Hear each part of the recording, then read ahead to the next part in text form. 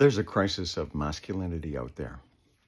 You see it in the awful statistics for men in homelessness, loneliness, mental illness, drug addiction, violence, incarceration, even suicide.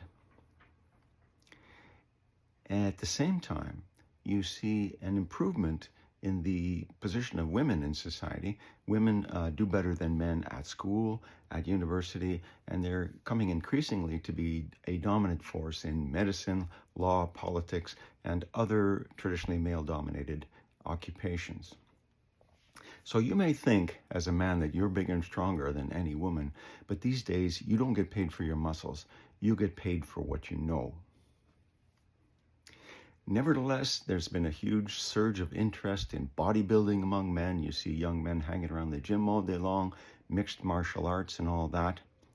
Well, back in the day, if you wanted a job and you were a strong and healthy young man, you didn't put out a resume. Nobody knew what a resume was. You would go down to a job site and you would ask to speak to the foreman, and the foreman would come out and look you up and down, and maybe he would feel your biceps, and then he would say, okay, you're hired. These days, that doesn't work. You don't get paid for your muscles. If you're working with muscle power, probably you're getting a low pay. And all of this contributes to a sense of anxiety about the diminution of male status in society. And the Trump administration loves nothing better than to take advantage of this crisis. In fact, they're a symptom of the crisis of masculinity when they go on and on and on about the need to go back in time to when America was great and men were men and women were women and stayed at home and took care of the kids and baked apple pies. And the Trump administration likes nothing better than to insult and humiliate and harass and bully the weakest and most vulnerable members of society.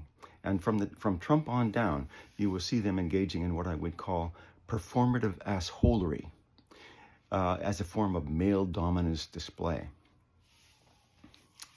Well, I'm here to tell you that big muscles don't make a big man. If you want to be admired for your strength, your role is to step up and protect the weak and vulnerable, not to harass and bully them. If you want to be a real man, maybe think about adding value to your family, or adding value to your relationships with your loved ones, or to your community as a whole, or maybe think about making a positive contribution to human flourishing as a whole, because that's what it takes to be a man today. So man up.